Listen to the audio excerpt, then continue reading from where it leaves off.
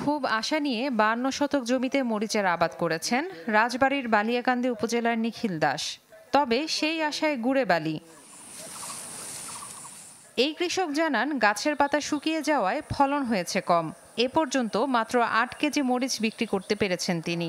সমস্যার সমাধানে নানান রকম কীটনাশক স্প্রে করেও মেলেনি সুফল। নগদের কাছে সব গ্রাহকই প্রিয়, তাই তো সারা দেশে ক্যাশ আউট চার্জ সবচেয়ে কম। গাছে যে কি হয়েছে বুঝতেইছি না, আমরা এই রোগ বলায় ধরতে পারিনি। সার ওষুধ তো ওষুধ দিছি, তোমরা সার দিছি ওষুধ দিছি, কিন্তু এর কি হইতেছে যে মরিচই ধরতেছে না গাছে। শুধু নিখিল নন, একই সমস্যা এবার কপাল পুড়েছে জেলার বেশিরভাগ চাষির। এজন্য টানা অনাবৃষ্টি ও তীব্র তাপপ্রবাহকে দায়ী করছেন তারা। এমন সংকটে কৃষি সম্প্রসারণ অধিদপ্তরের কাউকে পাশে না পাওয়ায় ক্ষোভ প্রকাশ করলেন অনেকেই।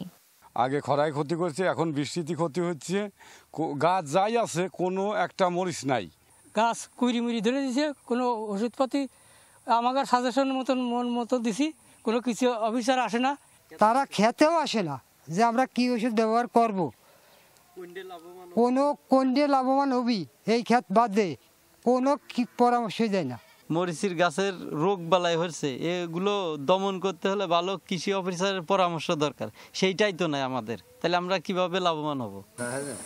যদিও কৃষি সম্প্রসারণ অধিদপ্তরের কর্মকর্তাদের দাবি, কৃষকের পাশে থেকে নানা পরামর্শ দিয়েছেন তারা, তবে তাতে খুব একটা কাজ হয়নি। মাঝে যদি আপনার 2-3 বার বৃষ্টি হতো, তাহলে হয়তো এরকম ভাবে সমস্যাটা হতে পারে। তাদেরকে পরামর্শ দিচ্ছে যে যখন রোদ প্রচন্ড ছিল তখন যেন একটু শীতের ব্যবস্থা করে, আর হলো যে আপনার যে চেক পোকার জন্য কিছু ইনসেক্টিসাইড, মাকড়ের জন্য মাকড়নাশক, ঠিক আছে, এবং কিছু হরমোন এবং হলো বোরন সার, এগুলো প্রয়োগের মোটামুটি পরামর্শ আমরা দিয়েছি। কিন্তু দেখা যাচ্ছে যে রোদের তীব্রতা এমনই ছিল যে কিছু কিছু কৃষককে আমাদের পরামর্শ অনুযায়ী ট্রিটমেন্ট দিলেও হয়তো অল্প পরিমাণে দিয়েছে, কিন্তু ওইভাবে আশানুরূপ ফল পায়নি আর কি, এরকম আর কি। রাজবাড়ীতে এবছর 870 হেক্টর জমিতে মরিচের আবাদ হয়েছে। এর মধ্যে শুধু বালিয়াকান্দিতে হয়েছে 700 হেক্টর।